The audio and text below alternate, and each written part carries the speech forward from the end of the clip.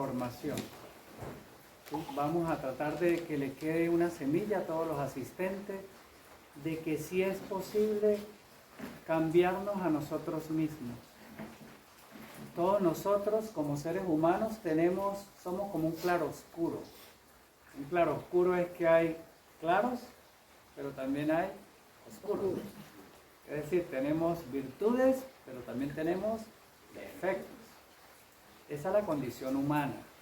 ¿Sí? En la condición humana tenemos, la ciencia por lo menos nos ha regalado la experiencia, la sabiduría, los experimentos que nos permiten entender que el cerebro humano es capaz de recablearse, de reconectarse.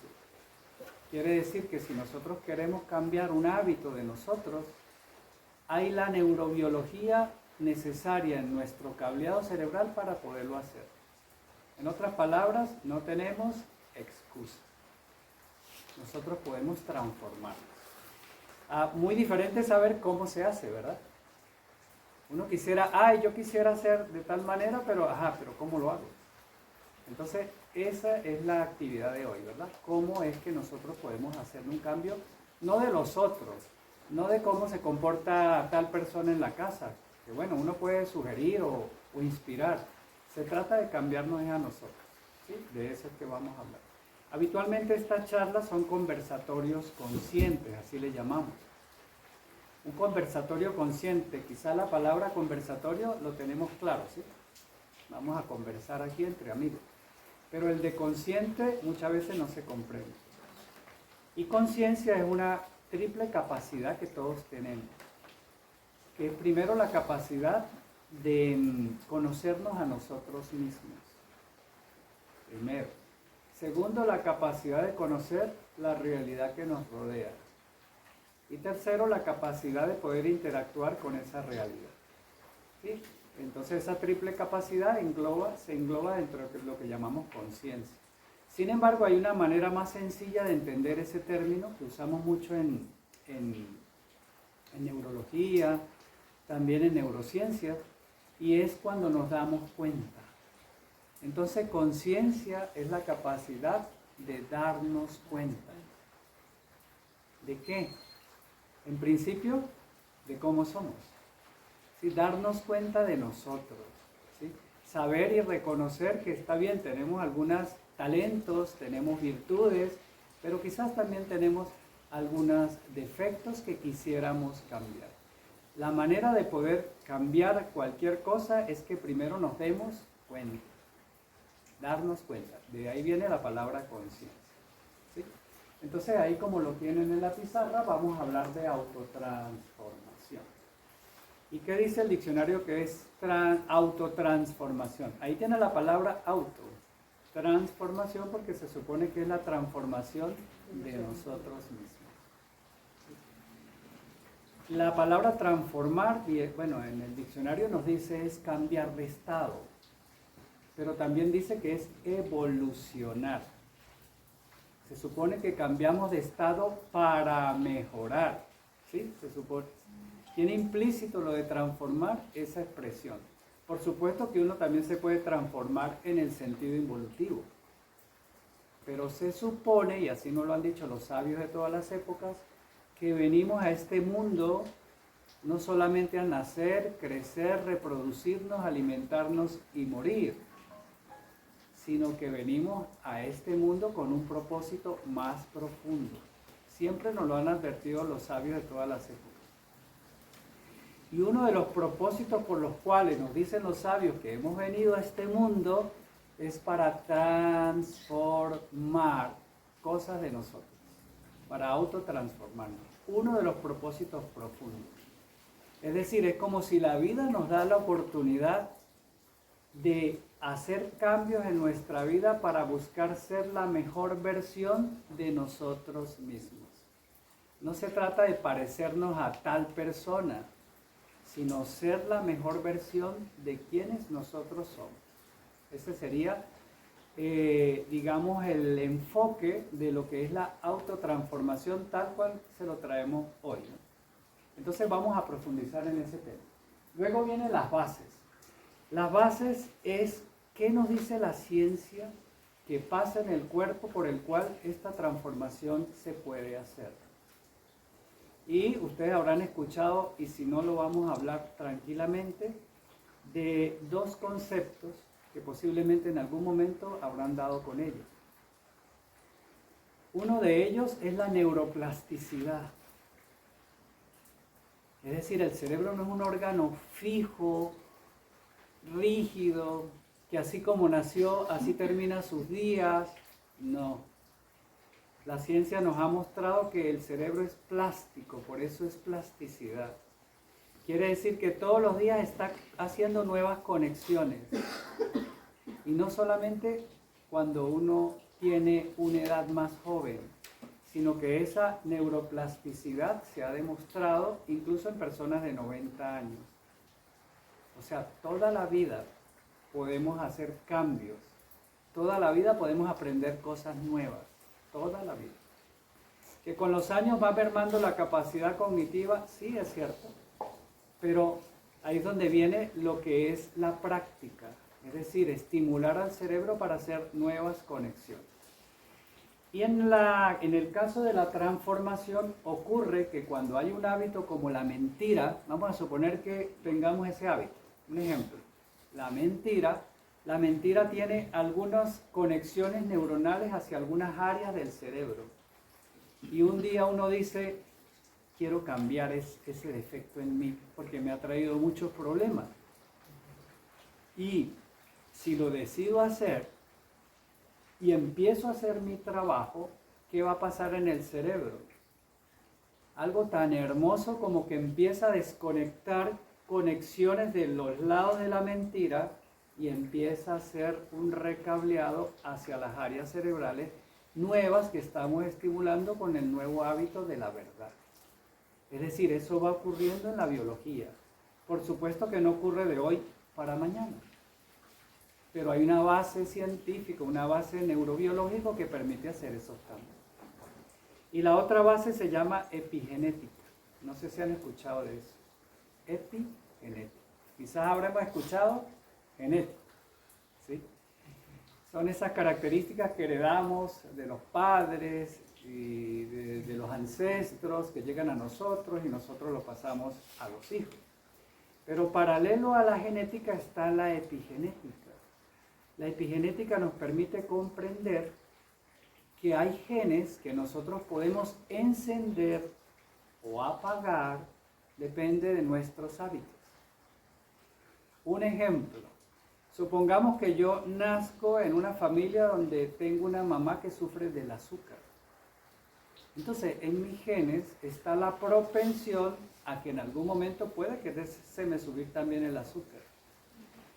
Pero si yo tomo la decisión de comer normal, que es muy anormal, dulces, panes, harinas todo el tiempo, digo normal porque eso no es para nada normal para el cuerpo, pero vamos a poner el caso de que estoy comiendo lo que uno dice normal, voy a poder activar ese gen con mi propia conducta.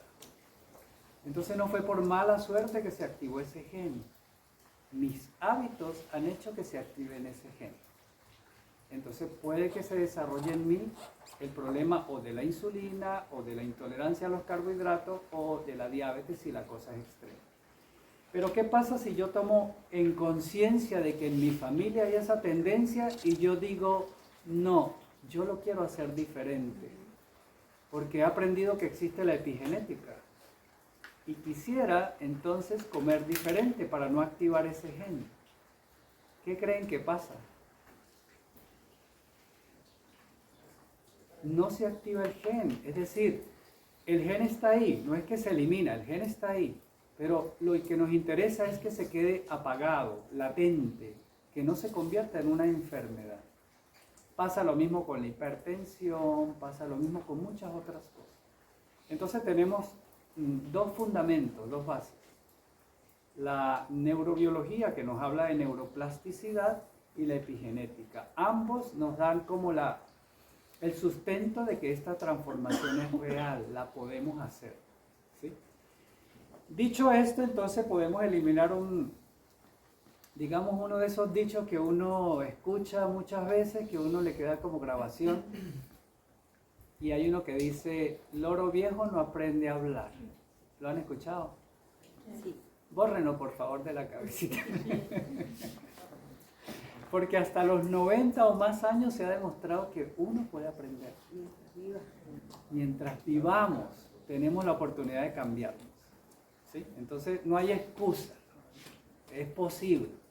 Ahora, el punto es, ¿cómo se hace eso? Seguimos aquí, vamos a hablar un poquito de por qué uno quiere hacer un cambio en la vida. La vida. La vida misma, por lo que dicen los sabios, es una oportunidad para autotransformarnos. Es como si uno de los propósitos por los cuales nacemos es para eso. Y otros sabios dicen que la vida es el tiempo de la siembra. Y que después de la vida, cuando uno se va al plano de luz, que esa es otra, eso de las experiencias cercanas a la muerte, hay más de 5 millones nada más en Estados Unidos que nos están echando el cuento de que después que uno muere, uno sigue viviendo. Porque realmente ellos han regresado de la muerte y nos han echado los cuentos. Eso ya es ciencia, lo estamos estudiando en nuestras academias, ¿no? Lo cierto es que cuando estamos en el plano de la tierra, estamos sembrando. Y lo que hemos aprendido de esas personas es que la cosecha es en el plano de la luz. O sea que importa lo que hacemos aquí en este mundo. No bajamos a este mundo solo para hacer turismo, nos dicen los sabios. Hay un sentido por lo cual estamos aquí. Y de eso deberíamos hacernos preguntas. ¿Cuál es el propósito de yo estar acá, en este mundo? Los sabios siempre nos han advertido que hagamos esas preguntas profundas para nuestra propia vida. ¿Sí? Luego viene lo que llaman la zona de confort, seguramente habrán escuchado. La zona de confort es esa zona de déjenme aquí, yo me quedo aquí, o yo he sido así siempre, así he sido yo, así seré, así moriré. O sea, es como una zona donde yo me quiero mantener, o por comodidad, o por pereza, o por miedo a hacerlo diferente, por lo que sea. Pero esa palabra que suena bonito, zona de confort, otros psicólogos le llaman zona de la mentira existencial. Porque nos mantiene como anclados en una sola cosa y no nos permite evolucionar, y mucho menos transformarnos. Yo he sido así, seré así, siempre así, entonces me quedo en esa zona única, que es la zona de confort. ¿Sí? En la zona de la mentira existencial o la zona de confort, por lo general nos lleva al dolor y al sufrimiento. Aunque nuestra mente crea en principio que es como es lo conocido, ahí me quedo. Como cuando uno se queda en un trabajo que no le gusta, pero como es lo que conozco, ahí me quedo. Y me da miedo moverme de ahí porque es lo único que conozco. Uno le llamaría confort, pero ¿qué confort es eso? Si uno lo que estaría sufriendo, ¿no? Te hace crecer el miedo. Hay miedo, hay muchas emociones, apegos, ¿sí? Hay muchas cosas que impiden que uno quiera moverse de esa zona de confort, que es la zona de mentira existencial. Así le llaman otros psicólogos. Esta transformación justamente nos ayuda a movernos de esa zona, de lo conocido. Otros le llaman la zona de lo conocido. Me quedo aquí porque es lo que conozco. Y si voy a un sitio que no conozco, me da miedito.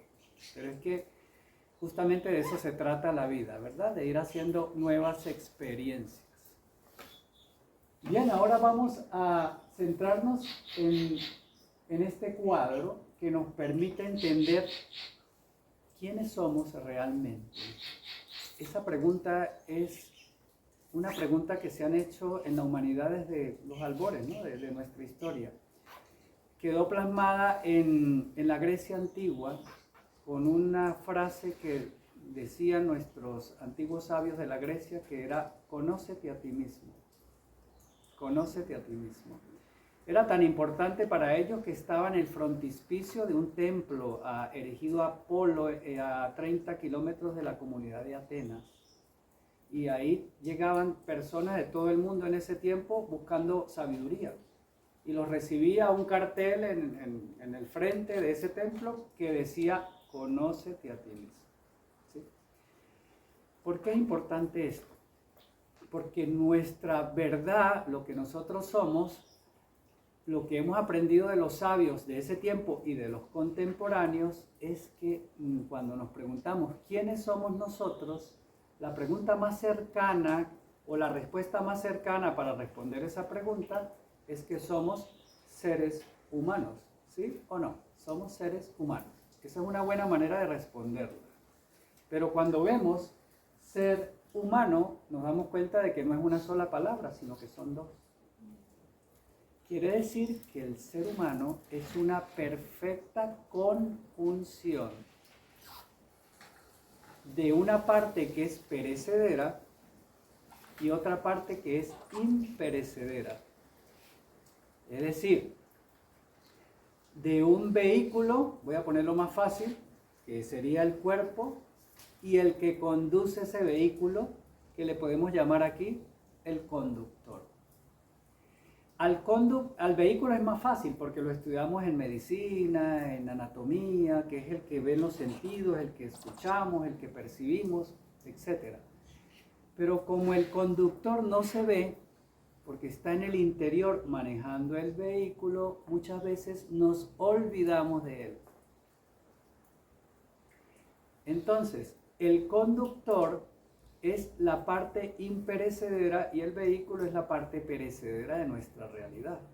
Es decir, hay una parte que muere en nosotros cuando ya terminen nuestros días aquí en el mundo, que será enterrado en el cementerio o quemado en el crematorio, pero hay una parte de nosotros que continúa existiendo. Así nos lo han dicho aquellos que han ido y han vuelto, nos lo han dicho los sabios de todas las épocas, y es lo que estamos estudiando hoy día con mucha fuerza en neurociencia. Neurociencia es una frontera entre ciencia y espiritualidad. Estamos ahí. Anteriormente había un divorcio, ustedes lo saben, ¿no?, entre la ciencia y la espiritualidad.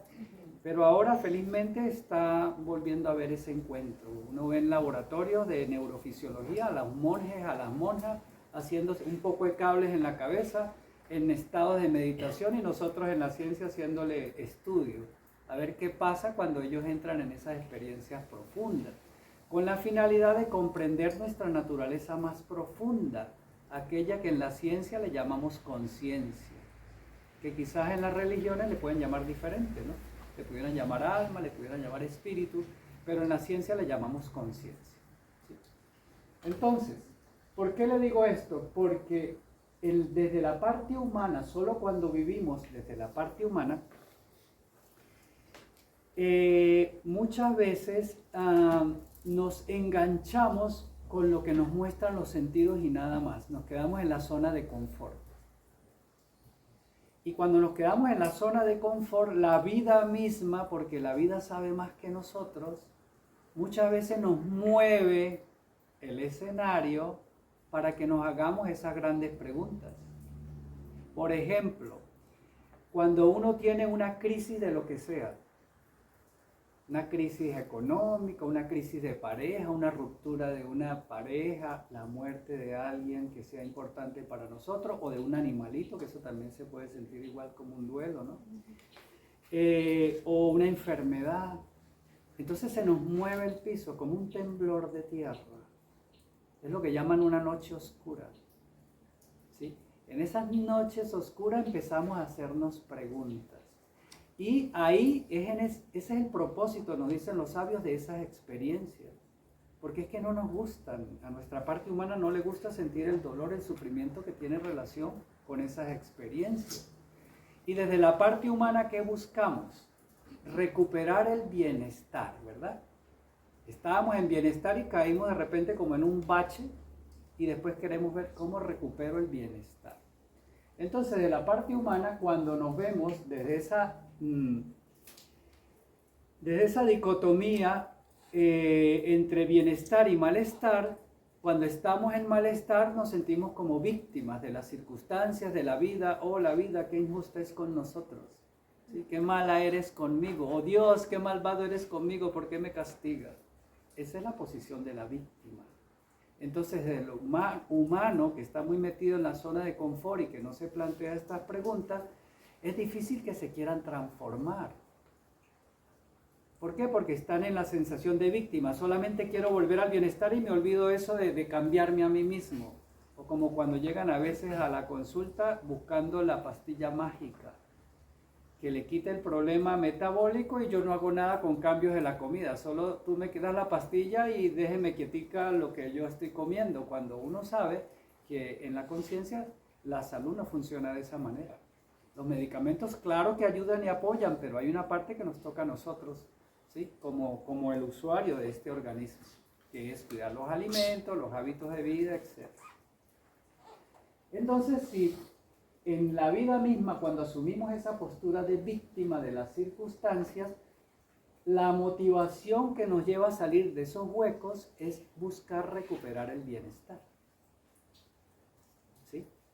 Y ahí estaremos transitando lo que llamamos el desarrollo personal, que ustedes lo habrán escuchado. Técnica de desarrollo personal para mantenerme en bienestar. Y eso está muy bien, pero debemos recordar que el bienestar, así como llega el bienestar, puede llegar momentos de malestar también. Porque la vida misma es una dualidad, al igual que nuestra esencia. Como seres humanos somos una conjunción perfecta entre esencia y apariencia, entre el ser y el humano, entre el vehículo y el conductor. Igualmente pasa en la vida. Podemos tener experiencia de bienestar, pero podemos tener en algún momento experiencias de malestar. La vida es como una gran escuela y esos momentos de malestar, como una universidad, como la de ustedes. No solamente uno va ay, qué chévere, vamos a encontrarnos con los amigos y vamos a la montaña el fin de semana. También nos hacen exámenes, ¿o no? También tenemos que estudiar. Es que la vida también nos hace exámenes. Y nos suele hacer exámenes de esa manera. Noches oscuras, crisis, problemas económicos, rupturas de pareja, enfermedades, etc. ¿Sí? Pero llega el momento en que uno dice, bueno, eso del desarrollo personal, llega el momento a la vida de la persona, quizás cuando uno camina un poco más, que uno dice, bueno, ¿y esto? ¿O hay que subir el nivel? Hay otro punto de donde uno puede enfocar la vida. Y ahí los sabios nos han dicho que sí, que claro que lo hay. Desde el mismo aspecto humano, uno puede cambiar los lentes con los cuales mira la vida y en vez de mirarlo como víctima, uno pudiera ver la vida como el estudiante universitario. ¿Y cómo ve la vida? Espero que sea así, un estudiante universitario, como un aprendiz. Ya no es víctima, ya es aprendiz. Y el aprendiz tiene la característica de que es humilde, reconoce que hay cosas que no se saben. Cuando se es víctima, yo sé todo, yo soy el rey del mambo, la vida no me puede hacer esto, pero en la conciencia del aprendiz uno sabe que hay muchas cosas que uno desconoce y que quisiera aprender. Y empieza a ver la vida ya no como un campo de batalla, como cuando uno está en la conciencia de la víctima, sino como una universidad. La vida es una universidad. ¿Sí? ¿Para qué venimos a una universidad? Para aprender, ya no para sufrir, ya no para ser víctima, sino para aprender. Y desde esa conciencia de aprendiz uno entiende que la vida nos va a poner exámenes. La universidad de la vida. Es la universidad de la vida. Entonces, si nos va a poner exámenes, uno sabe que va a haber momentos en donde le salgan a uno las cosas bien, pero va a haber momentos donde las cosas no le van a salir bien porque también tenemos exámenes. Nos pueden raspar, podemos pasar de barriga, como dicen ustedes, o podemos eximir, o sea, depende de cómo nos hayamos aplicado, ¿no?, en nuestra vida. Ahí vamos a tener otra vez el apoyo de los sabios, porque cuando uno se hace estas preguntas, uno tiene más herramientas para poder afrontar esos baches que todos tenemos que vivir en esta experiencia de vida. De hecho, muchas de las grandes aprendizajes en nuestra vida es en las cosas que nos salen mal. No sé si les ha pasado ya. La misma mente computa más fácil la enfermedad que la salud. Uno de repente está sano y ni idea, y la mente no está pensando, ay, qué bien, estoy sano. Pero medio enfermese de un estreñimiento, una constipación o cualquier cosa, la mente todo el día está despegada a la enfermedad. como si computara más fácil esas noches oscuras. Por tanto, esas noches oscuras dan aprendizajes más intensos, más profundos y duraderos. Y desde la visión del aprendiz, la motivación para avanzar está en la búsqueda de la felicidad. No es lo que todos queremos. Pero resulta que uno muchas veces enfoca la felicidad hacia afuera. Y cuando uno pone la felicidad, yo lo puse muchas veces cuando estaba en la edad de ustedes en la universidad. Yo dije, yo voy a ser feliz cuando termine mi carrera. Y terminé mi carrera y sí, me contenté mucho y lo celebramos, qué bonito. Pero a los pocos meses otra vez vuelve a ver como, bueno, ¿y qué pasó con la felicidad esa que tenía? Yo pensé que se me iba a quedar en mí. Será cuando me haga el posgrado, dije. Y terminé el posgrado. Y fui otra vez contento y feliz y chévere, así, y después otra vez para abajo. ¿Y qué pasó con la felicidad? No era cuando iba a hacer el posgrado. ¿Por qué? Porque todo lo estaba enfocando era para afuera. Y no estaba haciendo ningún objetivo para adentro. Después, con los años, uno entiende que la felicidad, en realidad, la que se queda, la duradera, es una tarea interior. Eso se aprende aquí en la conciencia del aprendiz. Por eso es que el método ya no es desarrollo personal, sino es la conciencia, es la capacidad de darnos cuenta, que es conciencia. Mirar para adentro, no solo mirar para afuera. Mirar 50% para afuera, pero también 50% para adentro. Si hago un objetivo para afuera que está muy bien, terminar la carrera, tener mi casita, bien, pero también tengo que plantearme objetivos para adentro. Ser feliz, tener buena salud, tener buenas relaciones con los demás, tener virtudes, esos talentos que yo estén ahí, cómo hago para llevarlos a cabo y desplegarlos, ponerlos al servicio de la vida o de otros. Esos son objetivos internos. Entonces podemos hacerlo en equilibrio. Eso lo haríamos en la conciencia del aprendiz. Y ahí, si observan las flechas, seguimos estando en lo humano. Solo que en dos niveles, uno digamos básico y otro avanzado, que sería la conciencia del aprendiz. Sin embargo, les decía anteriormente que el ser humano es la perfecta conjunción entre esencia y apariencia. Es decir, que tenemos el vehículo, pero está también el que maneja el vehículo. Y la buena noticia es que hay una parte de nosotros, y lo aprendemos en la universidad, ¿verdad? Que la energía no se crea ni se destruye, sino que se transforma. Y otra vez aparece el transforma. Es decir, la energía que le da vida a este cuerpo, llegará el momento cuando ya termina la existencia de este cuerpo, que se tiene que transformar, pero no se destruye. Es decir, hay una parte de nosotros que continuará estando. Eso es lo que en ciencia le llamamos conciencia. Y debo retroceder un poquito y decir que en nuestros conversatorios conscientes nunca pretendemos convencer a nadie de nada, por favor. Suéltenlo porque no es para eso que estamos aquí. Simplemente queremos compartir de corazón lo que nosotros pensamos sobre la vida y lo que nos hemos apoyado de lo que los sabios, eso sí hemos hecho, estudiar mucho a los sabios de todas las épocas que nos han hablado de estos temas. Y simplemente ponérselos como hipótesis para vuestra consideración o como ideas para que ustedes se lleven a su propia vida. Por tanto, tomen lo que le vaya bien y pongan en la papelera de reciclaje lo que les parezca que ahorita no va con su forma de enfocar la vida. Simplemente dense la oportunidad de ver esto como la conciencia del aprendiz, ¿sí? Abierto a escuchar. Hay otro nivel de enfoque en la vida que es la visión del co-creador o del creador, que es cuando se entiende que esa parte imperecedera en nosotros tiene poder. ¿Y por qué tiene poder? Porque de algún lado de nosotros o en alguna parte de nosotros emergen experiencias como el amor, como la voluntad. Eso no viene del cerebro como antes creíamos, trasciende el cerebro. La voluntad lo mismo, ¿sí? La voluntad es la capacidad de donde viene muchas veces la valentía, el que hace que uno todos los días se pare en la mañana y aunque tenga sueño uno se para. Esa es la fuerza de la voluntad. ¿Sí? Esas capacidades, lo que hemos aprendido es que van mucho más allá del cerebro humano. Hay como una chispa, una fuerza, un motor, un generador de esas cualidades más profundas de nosotros. Ahí se incluye la felicidad, esa que se mantiene, el gozo que se mantiene en nosotros.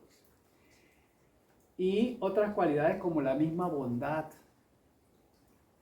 ¿Sí? Esos son parte inherente de nuestra naturaleza como humano. Pero es difícil que podamos solamente dejarlo como moléculas en el cerebro. Va a una parte más profunda de nosotros y estamos poco a poco en neurociencia entendiendo de dónde surge, por lo menos la vida. Pensábamos antes que la vida surgía de las neuronas, que de ahí surgía todo, pero al igual que la mente, va mucho más allá de lo que es la capa del cerebro humano. Porque hay personas que clínicamente se mueren y ya todos los aparatos de nosotros dicen que están muertos y resulta que a los 5 minutos regresan al cuerpo y nos empiezan a contar todas las experiencias que vivieron, que si en el otro quirófano estaban operando a fulanito de tal, que él no conocía, pero ahí sí de alguna manera supo los nombres, el doctor tal operaba de tal en aquel quirófano, en ese otro había un niñito de no sé qué, y todas esas experiencias se han constatado.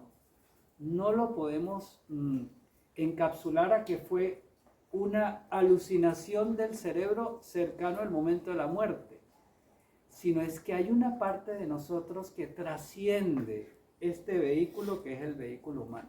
Eso es muy bonito lo que está pasando en ciencia hoy día, porque estamos empezando a hacernos preguntas profundas. Esa que se hicieron los sabios y los santos de muchas épocas, ahora estamos tratando de entender. Bien, desde esa otra visión, la motivación ya no es que sigue siendo quizá el bienestar y la felicidad, sino que se le une el deseo de realización o de autorrealización. Entendido como ese deseo de personificar o realizar en mi vida esas aspiraciones que quisiera, o que leí en un libro de sabiduría, o que leí en mi libro de religión, o que mi creencia espiritual me dice que este es el anhelo, lo que uno debería hacer como ser humano. Realizar es poder hacerlo carne y sangre en nuestra vida, no solo como una idea, sino como una experiencia. La realización permite pasar una creencia en una experiencia. ¿Sí? Pajarito verde con amarillo, una urraca. Una urraca. Ellas vienen a esta hora acá a comer. Porque como nuestra perrita va comiendo por cuotas, siempre deja pedazos ahí de comida y ellas van a... Y si estuviera la perra aquí, lo estuviera persiguiendo. Son de la casa, aquí muchas aves, aquí cuidamos, conservamos este espacio y también es un santuario de aves, porque hemos dejado todas las especies autóctonas que encontramos aquí, que son los alimentos de las aves silvestres. Entonces son parte de la familia. Bien, pasamos acá a este otro paso, que son cómo es que se hace esa transformación. Ya hablamos de las bases, ya hablamos de qué es, hablamos de la vida, pero ahora vamos al cómo se hace. ¿Sí? ¿Cómo hacemos eso de cambiar nosotros mismos? La primera pregunta a hacernos es, ¿por qué uno quiere cambiarse? ¿Qué necesidad tiene uno de eso? Como yo estoy bien. Eso, la vida misma nos recuerda en algún momento de que vinimos a, ya lo dijimos, a mucho más que solo a hacer turismo. Llegará el momento en que la vida misma nos ponga en una situación donde tengamos que hacernos esa pregunta. ¿Okay? Pero vamos a ver qué requisitos hay o se requieren para poder hacer ese cambio de nosotros mismos. Vamos a poner un defecto que cada uno de nosotros pueda tener. No me lo digan, ténganlo para ustedes. Todos tenemos algo que quisiéramos hacer diferente, pero nos cuesta. Vamos a decir una debilidad, vamos a decir un defecto, vamos a decir un antivalor, como ustedes lo quieran llamar. ¿Sí? Yo pongo quizás el ejemplo de la mentira porque quizás es más fácil de entender. ¿Okay? Entonces, para poder superar el hábito de la mentira, para lograrlo, primero, requisitos son, primero aprenderme a observar a mí mismo. Porque si no me observo, siempre estoy justificando, ¿no? Es que como los demás dicen mentiras, yo también tengo mentira, porque es lo normal. Entonces uno se justifica, y ahí cuando uno se justifica no hay ningún deseo de hacer ningún cambio, ¿sí? Segundo, aceptar que realmente tengo esa debilidad. Pasa como las personas que tienen problemas de alcohol o de cualquier otra sustancia, ¿sí? Cualquiera. Las adicciones tienen eso. Habitualmente uno niega que lo tiene ese problema. Pero el primer paso para poder superar cualquier adicción es aceptar que tenemos ese problema. ¿Sí? La aceptación es el paso número 1 y por tanto, aparte de mirarnos a nosotros mismos, aceptar que tengo esta debilidad es el segundo punto. El tercero es la fuerza de voluntad para poder hacer el cambio. Porque a veces uno desea cambiar, yo desearía no decir mentiras, algún día quizá, pero solo hasta que saque mi voluntad no voy a hacer ese cambio. Entonces son 3 requisitos. Autoobservación, observarnos a nosotros mismos, aceptar que hay tales situaciones que queremos cambiar y tener la voluntad necesaria para poder hacer el cambio. ¿Vamos bien? Ok, vamos a otro pasito. Directrices. Ya las directrices son como sugerencias para caminar en la vida.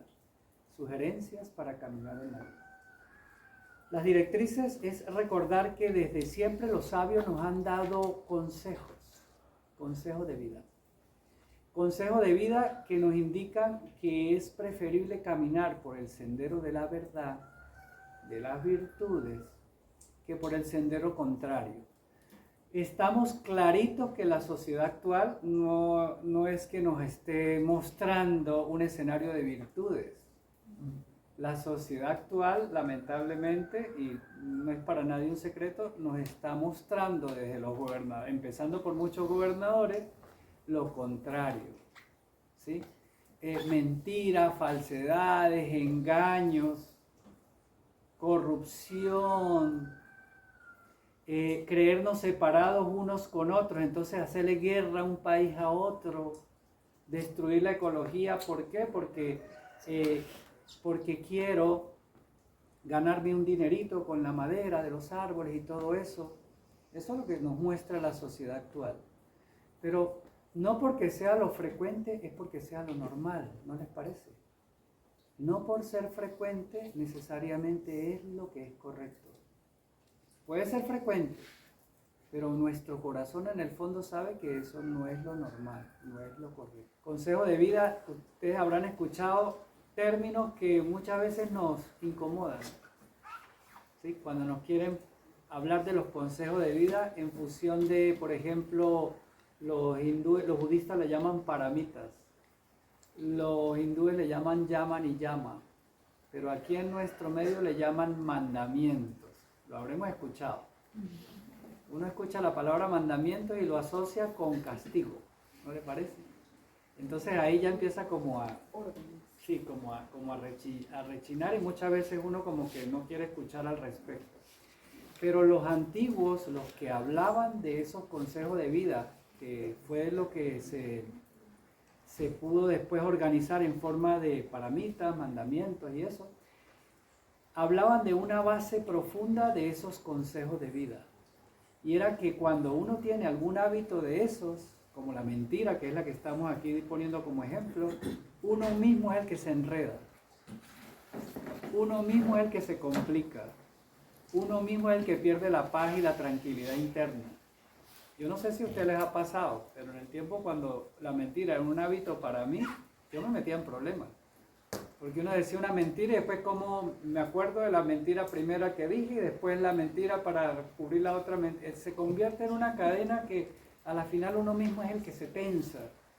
Y por eso es que estos consejos de vida tienen como finalidad tranquilizar nuestro cuerpo emocional y mental. Cuando hablo de nuestro cuerpo emocional y mental, debo dar un matiz en cuando hablamos del conócete a ti mismo, ¿sí? Dijimos que éramos una auténtica, como seres humanos, conjunción entre esencia y apariencia, entre vehículo y conductor. Pero ese vehículo tiene 3 niveles. La parte humana de nosotros tiene como un edificio de 3 pisos. Está el chasis, que es el físico, ¿sí? Está el segundo piso, que es las emociones que uno usualmente percibe acá. Y está el piso tercero, que es donde están nuestros pensamientos. Bueno, cuando estamos enredados con estos antivalores o estos defectos de nosotros, lo primero que perdemos es nuestra paz emocional y mental. Entonces, uno no hace ese cambio por un castigo, por lo que sea. Uno lo hace porque se da cuenta que es lo mejor para nuestra salud emocional y nuestra salud mental. Uno lo hace no por obligación, sino voluntariamente. Por eso se llama autotransformación. No porque nadie nos imponga hacerlo. De hecho, en la vida, la vida misma, la divinidad, si ustedes lo quieren ver así, no nos imponen nada. En Oriente hay un término que se llama el Tao. Ustedes lo deben haber escuchado. El Tao. El símbolo es el célebre yin y yang. ¿Sí? Que es una partecita blanca y una partecita negra. Bueno, el Tao, ¿qué significa? Camino, sentido. La vida tiene un sentido. Ese sentido que lleva la vida es evolutivo, siempre, evolutivo. Pero nos da la libertad de decidir si queremos llevar nuestra vida en el mismo sentido del sentido de la vida o queremos llevar la vida a contramano del sentido de la vida. La vida nos da libertad. Por tanto, nadie nos va a obligar a hacer alguna transformación. Eso es parte de conócete a ti mismo. Cuando tú te conoces que uno de esos antivalores o defectos, al primero que nos está perjudicando es a nosotros mismos y nos mete en los huecos y en las noches oscuras, a mí ya me pasó, ahí es donde uno dice, no, ya nada, esto me lo cambio. Esto ya como que no va conmigo. Llega el momento en el hueco que uno dice, no, ya renuncio, me rindo. A ver, ¿cómo es que tengo que hacer un cambio de mí?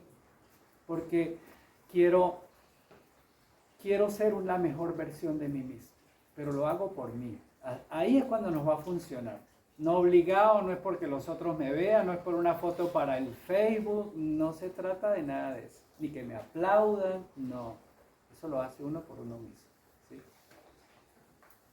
El otro consejo que nos dan, o directriz que nos dan los sabios, es que podemos llevar la vida a través de una tríada que se llama la tríada perfecta. ¿Sí?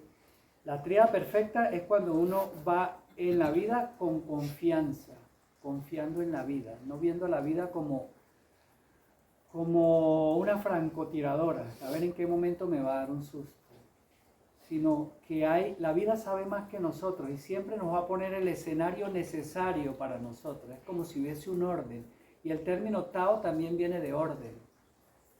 Hay un orden en la vida, sino cómo se sostienen los planetas en sus órbitas y todo tan armónicamente como está. Hubo mucho tiempo que la ciencia pensó que la ley predominante en el universo era el caos. Y salieron las teorías del caos. Pero realmente ahora nos estamos replanteando eso porque realmente la vida es un orden. En el universo hay un orden, por donde uno mira lo que hay es patrones y orden. Entonces nuestra vida también está en un escenario que es de orden. Todo lo que nos pasa a la vida, dicen los sabios, tiene un porqué y un para qué, en clave de nuestra evolución en conciencia. ¿Qué quiere decir esto? Que debemos aprender a darle un voto de confianza en la vida. Cuando nos llega un problema, una situación, una enfermedad, mi abuela siempre me decía, por algo será, mijo. Así decía la abuela en su sabiduría. Es decir, todo tiene un porqué y un para qué. Eso es confiar en la vida. ¿Sí? Eso es uno de los aspectos que nos muestra la tríada perfecta. La segunda es la aceptación. ¿Sí? Que es cuando uno acepta las situaciones que nos ocurren en la vida. ¿Sí? Aceptación no es resignación, ojo. Aceptación, ya lo decíamos anteriormente, es el primer paso para salir del hueco. Y aceptar también esas cosas de nosotros que vemos que tenemos que cambiar de nosotros. Y la tercera es el no juicio. Los sabios nos dicen que tiremos la balanza, esa balanza que mide todo. Esto me gusta, esto no me gusta, esto está bien, esto está mal. La mente nuestra suele operar de esa manera en dualidades. Pero los sabios nos dicen no juicio. Es decir, aceptación y no tratar o intentar la conducta de ser magistrados de la vida. Como si nosotros fuéramos los que juzgáramos a todo y a todos. Es una conducta muy enganchada en nosotros porque lo hemos aprendido de nuestra sociedad. Pero esa es la conducta que nos separa uno del otro, que le pone el juicio o el dedo acusador a los demás. ¿Sí? Como dice la sabiduría en los libros sagrados, mira primero la viga que tienes en tus ojos antes de ver la pajita que hay en el ojo del hermano. ¿Sí? Entonces, también los sabios nos hablan de ese aspecto. Y la tercera directriz en esta dirección es lo que llaman nariz vertical, que también viene de un monje zen, que es chino, japonés, pero se formó en China y fue el que llevó a Japón el zen, que se llama Dogen. Dogen resumió su sabiduría en esta expresión: hay que ir por la vida con nariz vertical y mirada horizontal. Nariz vertical y mirada horizontal. Entonces tú le preguntabas a ese sabio, pero ¿qué es la vida? ¿Cómo es la mejor manera de llevar la vida? Y él siempre decía lo mismo: con nariz vertical y mirada horizontal. Y se quedaba callado y no decía más nada. Pero después se entendió, los que iban profundizaron, lograron entender a lo que se refería. La nariz vertical tiene que ver con mantener nuestra conciencia en el momento presente.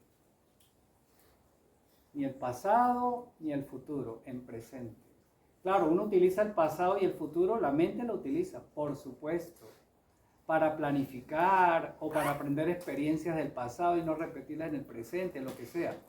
Pero acostumbrar la mente a operar en el momento presente, porque en el presente es donde se encuentra uno con la alegría, con la felicidad.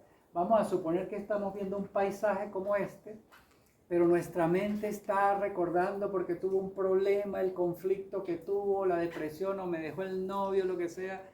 Entonces estoy viendo el paisaje, pero mi mente está enganchada en el dolor y sufrimiento que pasó hace, que te digo yo, 2 años que terminé con mi novio y todo aquello. Entonces estoy sufriendo yo mismo y me estoy perdiendo esta oportunidad de conectarme en el momento presente con este hermoso paisaje, porque no estoy con mi mente aquí y ahora. ¿Sí? Eso es parte de lo que es la nariz vertical. La nariz vertical también nos recuerda que cuando nos caigamos hay que levantar la nariz. Significa limpiarnos las rodillitas, pararnos y seguir caminando. Eso es nariz vertical. Allí hay más sillas si quieren, ¿no? Y aquí hay otra sillita, mira, está libre. Bueno. Y la mirada horizontal es hacia donde uno enfoca la vida. Uno tiene que tener un propósito en la vida. En algún momento uno tiene que plantearse, yo vine aquí a este mundo ¿a qué? ¿Solo a nacer, crecer, reproducirme o morir? ¿O hay un sentido más profundo? ¿O vine de puro turismo? ¿O puro a pasarla bien? ¿O hay un propósito mayor? Y recuerden que los sabios nos han dicho que un propósito por el cual venimos, entre otros, es transformarnos. Porque la vida es el momento de la siembra y el mundo de la luz es el de la cosecha. Es decir, aquí venimos a sembrar, a transformar. ¿Cómo se hace este cambio? Entonces, para hacer la autotransformación, primero, y el primer punto es definir meta y objetivo.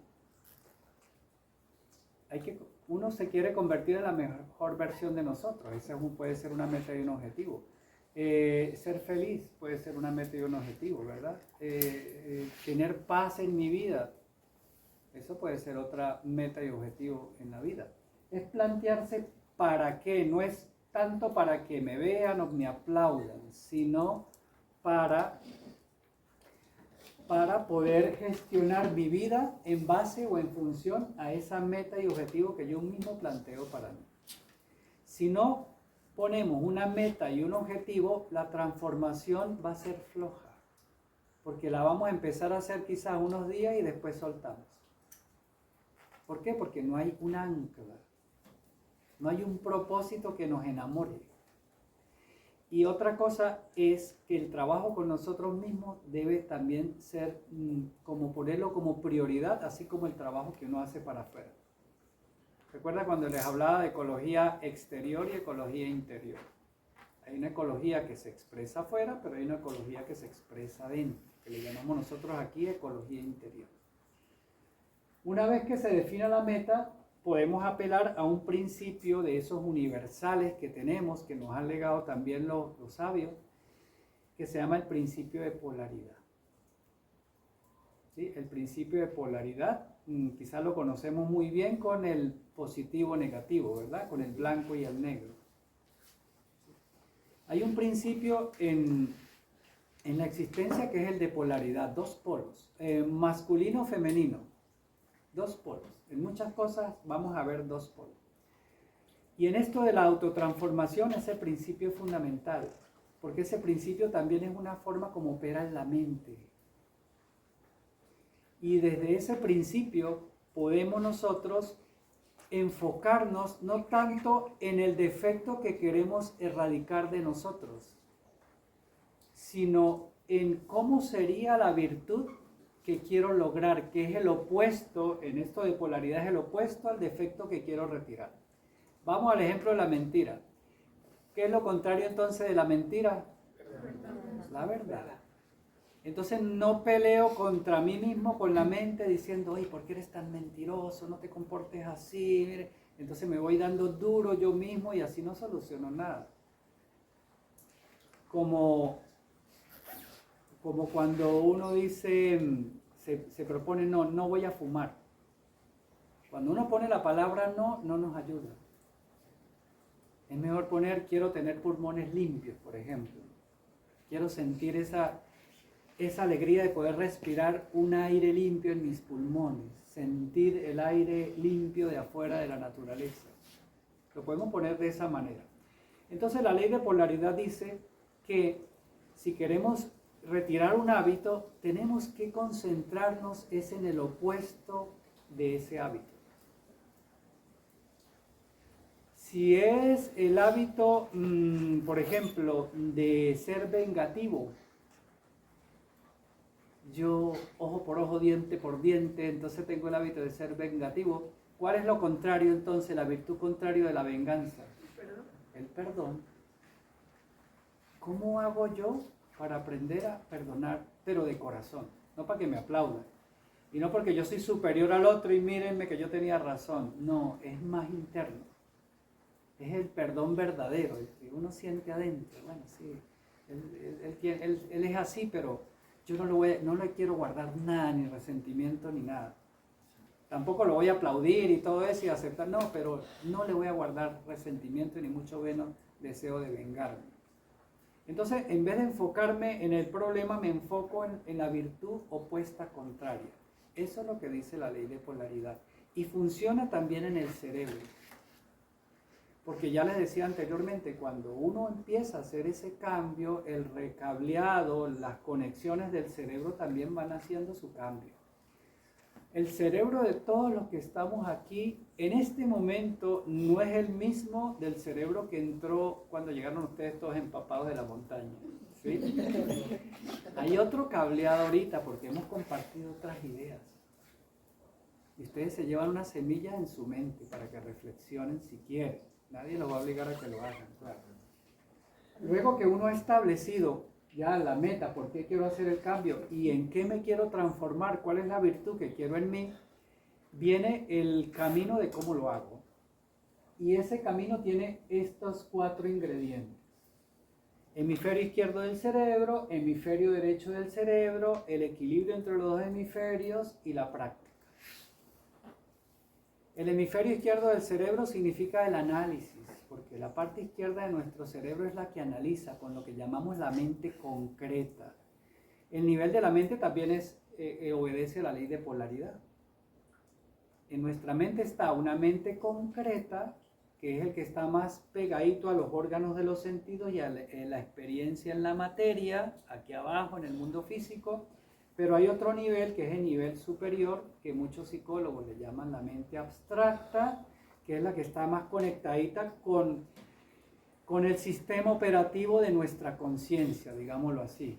Es decir, con la parte más elevada de nosotros, donde está el amor, donde está la voluntad, esos atributos elevados del ser humano.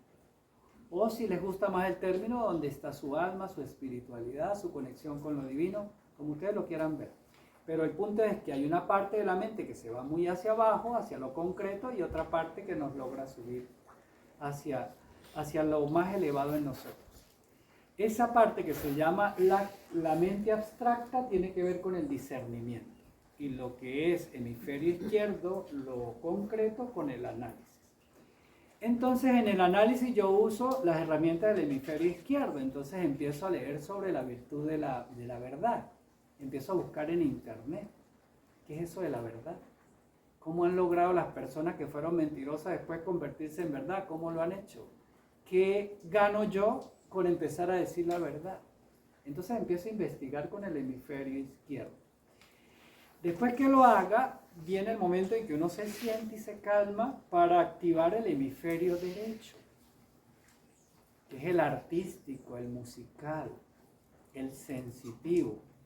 Algunos le llaman el cerebro sensible que tenemos, donde está la intuición, donde está el discernimiento.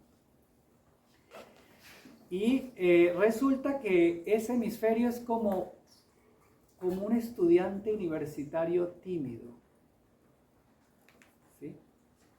Que está en la clase así calladito, no dice nada, pero escucha todo. Pero en lo que habla, lo que dice, deja abierto a todo el mundo, con la boca abierta a todo el mundo. Así es el hemisferio derecho. Suele ser silencioso, porque casi no lo usamos, pero es muy profundo. Ahí hay muchas respuestas. Y desaprovecharíamos mucho nuestro potencial si no lo activamos. La mente abstracta. ¿Cómo uno activa la mente abstracta? Interesándose en 4 aspectos, sobre todo en la vida. Primero, en la ciencia. La ciencia utiliza mucho la mente, el discernimiento y la mente abstracta. Particularmente ciencias como la neurociencia, que va a lo profundo de lo que somos, la astrofísica, la física cuántica, ese tipo de ciencias más abstractas. Utiliza mucho el razonamiento de la mente abstracta y el discernimiento. Segundo, la filosofía. Tercero, la espiritualidad. Y cuarto, el arte. ¿Sí? La pintura, el dibujo, la música, el arte. Entonces, con esas actividades son formas de estimular la mente abstracta. Sin embargo, en este ejercicio también lo vamos a hacer. Esta charla, por ejemplo, está estimulando pensamientos ya no hacia lo concreto. Fíjate, aquí no estamos hablando de lo concreto, cómo es que vamos a quedar de acuerdo para algo, que es algo concreto, ¿no? ¿Cómo vamos a resolver tal situación? Estamos aquí en lo abstracto. ¿Cómo me manejo por dentro? ¿Cómo me transformo internamente? Esas son ideas abstractas, ¿sí? Que lo estamos activando acá. Y para el análisis, una vez que uno ya ha revisado en internet, ha leído libros sobre la verdad, siguiendo el ejemplo, ya nos calmamos, ya hacemos el ejercicio que hicimos anteriormente de respirar y relajar, y después que nos calmemos y estamos en ese estado alfa, que habrán escuchado, que cuando uno cierra los ojos la actividad cerebral deja de ser de frecuencia beta rápida y se empieza a convertir en alfa, y en alfa la actividad cerebral permite que tengamos mayores niveles de profundidad. Yo lo usaba mucho cuando estudiaba, déjenme decirlo. A veces me reunía con compañeros a estudiar y le decía lea, y yo cerraba los ojos y solamente escuchaba y me imaginaba lo que el otro estaba leyendo. En medicina lo usamos mucho, ¿no? Generar imágenes. Y eso es utilizar la mente abstracta, ¿sí? Ahí podemos cerrar los ojitos e imaginar cómo me vería yo diciendo la verdad. Y utilizo una herramienta poderosa del hemisferio derecho, que es la imaginación. Recuerde Einstein, que decía la imaginación es más poderosa que la inteligencia. Él usaba mucho la imaginación. Y con esa imaginación sabemos que la imaginación también mueve conexiones neuronales. ¿Sí? Entonces me imagino cómo me sentiría yo siendo un tipo que no solo diga la verdad, sino que sea verdadero para conmigo, que es lo que llaman integridad. Verdadero con los otros, que es lo que llamamos honestidad. Y verdadero en mis acciones, que es lo que llamamos rectitud. ¿Cómo me sentiría yo con esos tres atributos? ¿Cómo me sentiría en la noche antes de quedarme dormido? Como que con la conciencia más tranquila. Ya no me quitaría el sueño, porque este problema que me metí por haber dicho tantas mentiras me está quitando el sueño. Cosas así. Es utilizar el discernimiento del hemisferio derecho. Y luego que he hecho ese trabajo de imaginería o imaginación en mi mente, puedo seguir respirando con los ojos cerrados e interiorizarme. Ya vimos qué significa interiorizarme más o menos, que nosotros somos una conjunción como ser humano entre esencia y apariencia. Es tratar ya no de quedarme en la apariencia, sino ir a lo profundo, a lo que es la esencia, al yo superior, al yo profundo, al yo verdadero. ¿Y cómo lo hago? Hay una parte de nosotros que sabe eso. Vamos a poner lo que llamamos conciencia. Cuando alguno de nosotros hace algo incorrecto, todos ya sabemos que en nosotros hay un mecanismo que nos dice que lo hice bien o que la embarré. ¿Sí o no? Hay una cosita dentro que nos dice, esto no lo hiciste bien. No llega a ser una voz ni siquiera, es como una sensación de bienestar o de malestar. Entonces no tenemos excusa, hay un mecanismo interno que nos dice, esto es correcto y esto es incorrecto. No porque me lo dijo un libro, no porque me lo dijeron los mandamientos, no, hay una vocecita dentro que permanentemente nos va guiando. Vamos a ponerle el nombre de conciencia. Y si ustedes tienen alguna afinidad espiritual, pónganle el nombre alma o espíritu, como ustedes le quieran llamar, divinidad, esencia.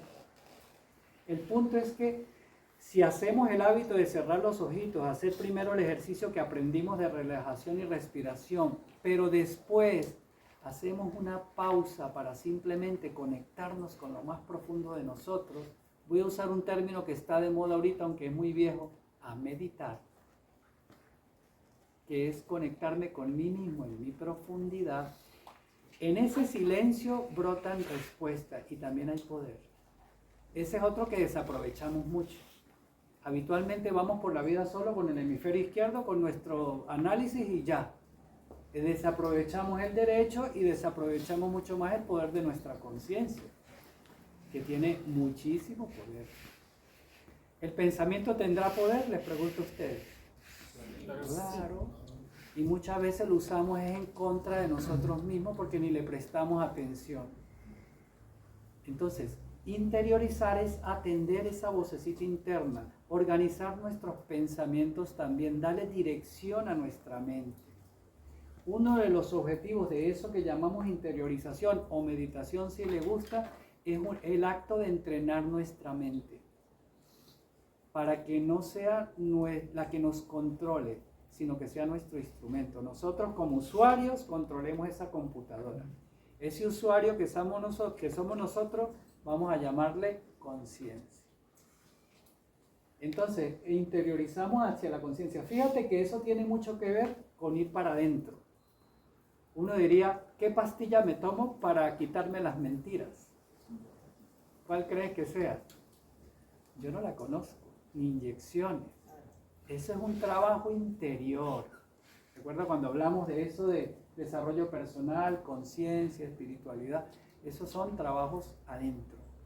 La felicidad es una tarea adentro. La felicidad de afuera también existe, pero sabemos que hay bienestar, pero también hay malestar. Hay momentos que vamos a estar felices y momentos que vamos a estar tristes.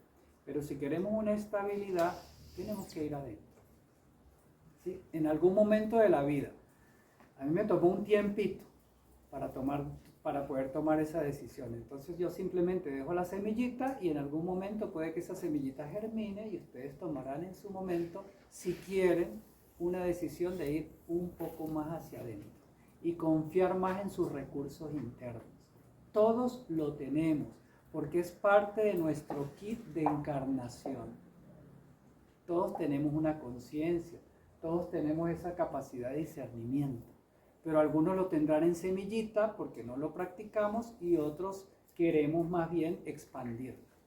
Una de las ventajas que tiene la mente abstracta es que es como una liga que se expande cuando uno lo va usando. Pero una desventaja de la mente abstracta, a diferencia de la concreta, que en la concreta cuando uno se despierta inmediatamente la mente ya está despierta a ver qué hay que hacer. Esa es la mente concreta que permanentemente está activa al punto tal que Santa Teresa de Ávila le decía la loca de la casa, porque permanentemente está en una cháchara mental. Pero la mente abstracta, que es la superior que tenemos, hay que encenderla. Ella no se enciende sola, tenemos que encenderla y ya vimos cuáles son las 4 áreas donde podemos interesarnos para activarla. Pero haciendo ejercicios como este, al final vamos a hacer uno muy breve para que no les quede como teoría, sino como una experiencia práctica, podemos lograr hacer cambios de nosotros tomando en cuenta esa ley de polaridad. Y finalmente, por supuesto, que no se quede en la teoría, sino en la práctica. Porque la vida es una escuela práctica. Y déjenme decirle que los exámenes en esta universidad de la vida no son teóricos. Puritos exámenes prácticos lo que tenemos aquí. ¿Sí? Bueno. Y vamos a terminar con los obstáculos emocionales, porque a veces lo que queremos transformar es procesos emocionales que estamos viviendo. Situaciones, conflictos, impactos emocionales. Seguramente todos ya habremos vivido uno o más en nuestra vida, ¿sí? Bien, hay 2 tipos. Serían los obstáculos más suaves, que le llamaríamos como una llovizna. Hoy no fue llovizna, ¿verdad? Hoy fue tormenta. Y otros como la de hoy, que fue ya no fue llovizna, ya fue una lluvia más fuerte, que es una tormenta. Cuando el impacto emocional es más suave, que es llovizna, podemos utilizar una herramienta. A ver, hay muchas herramientas que podemos usar y por fortuna ustedes abran internet, que ahí van a tener el menú full de estrategias para ver cómo resuelve un conflicto. O la IA le dirá cómo puede resolver con qué estrategia un conflicto. Sí.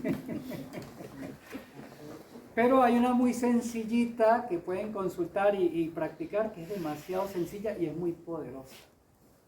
Muy poderosa. Que se llama Ho'oponopono con H. Ahí está escrito y le pueden tomar una foto en la pizarra si desean. Es una técnica de perdón. Es ancestral, es hawaiana. Consiste simplemente en cuatro expresiones, pero hay que decirlas sentidamente, es decir, de verdad. ¿Sí? Puede ser para perdonar a otro o para perdonarse a uno mismo de alguna situación o para perdonar una situación emocional que estemos viviendo. Habitualmente es una situación, un conflicto con el otro. Habitualmente es eso.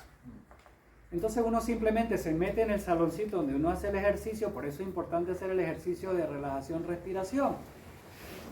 Porque si uno no tiene la costumbre de hacerlo, cuando vaya a hacer un ejercicio de esto, la mente lo va a sabotear a uno. Porque no hemos hecho el hábito. Ay, sí, me voy a sentar a hacer ejercicio de Ho'oponopono y una vez la mente se pone a pensar en el examen que tengo a las 9. Es calmarse primero, respirar tranquilito, hacer el ejercicio de relajación, respiración, como decimos al principio, y después imaginarse o invitar a su consultorio interno, ojalá a su corazón, a esa persona con quien tuvo, dirían los argentinos, la bronca. Con quien tuvo la bronca. Y lo invita a su corazón y usted está dispuesto ahí es a sanar, sabiendo que usted va a ser el más beneficiado de sanar esa situación. La quiere sanar no para que lo aplaudan ni para nada, sino porque a usted le parece que le está quitando la paz y quiere sanar. Entonces, de verdad y de corazón, usted le dice a esa persona o esa conciencia que está en su corazón 4 frases. La primera es, te pido perdón y te perdono. Pero de verdad, te pido perdón y te perdono. La segunda dice, lo siento. Es decir, que no es un perdón así, tú sabes, come flores, superficial. No, es de verdad. Lo siento, porque esto nos movió. La tercera es muy humana, pero también muy divina, que es, te amo. Y si es un amigo, ¿cómo es que lo voy a amar? Diría uno, no, pero ya va. Eso es desde lo humano. ¿Y qué tal desde el ser? Desde la esencia, cuando en esa conciencia todos somos una sola familia humana.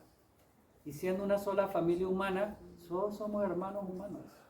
Desde ese nivel, yo te amo, hermano, si quieres decirme. Y al final, gracias. Esa es poderosa.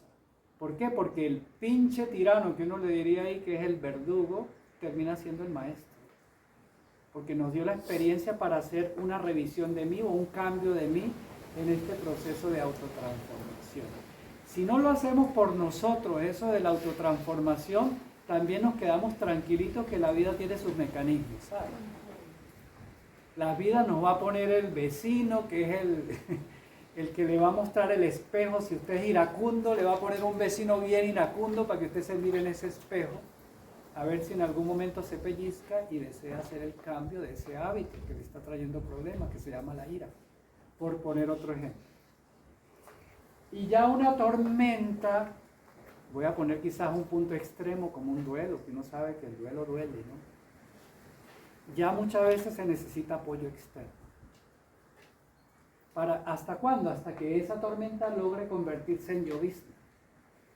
Y ya en llovizna podemos usar otras herramientas que uno aplique por uno mismo. ¿Sí? Y fíjate que todo eso uno lo hace de adentro hacia afuera, no de afuera hacia adentro. Primero se trabaja uno adentro y después eso tiene impacto e implicaciones fuera. ¿Sí? Entonces, muy rápidamente, el resumen, aquí cerramos, sería esto que le traemos hoy, es una invitación a que revisemos nuestra vida. Reflexionemos cuáles son mis dones y mis talentos, cuáles son mis virtudes y cuáles son mis defectos. ¿Tengo cosas que cambiar en mí? Nos preguntaríamos.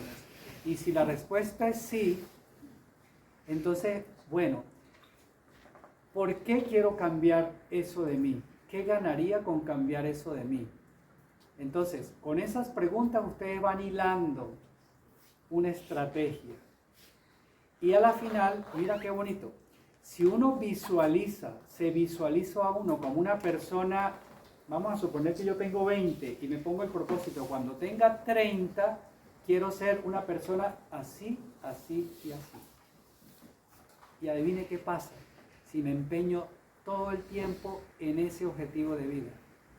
Segurito así va a ser. Quizás no igualito que otra persona que uno lo pueda tener como referente, pero con mi propio estilo. Sin parecerme a nadie, con mi estilo, yo quiero convertirme en esta persona. Ahí uno puede inspirarse, sí, en otros. Inspirarse. Pero no necesariamente imitarnos. Inspirarse. ¿Sí? Y luego, bueno, aquí les dejamos una estrategia dentro de las varias que puede haber para hacer ese proceso de autotransformación. Pero lo que sí les digo es que siempre va a pasar por un proceso adentro. Y la invitación es a que hagan un ejercicio interno como un hábito. Y déjeme decirle que ese hábito que llamamos respiración y relajación también aumenta las capacidades cognitivas de los estudiantes. Eso se ha demostrado también. Entonces ustedes lo aprovechan o lo dejan en la papelera de reciclaje, pero sepan que aquí tienen muchas posibilidades para expandir sus capacidades a otros niveles. ¿Está bien? ¿Contentos? ¿Felices? ¿Con frío? ¿Todavía?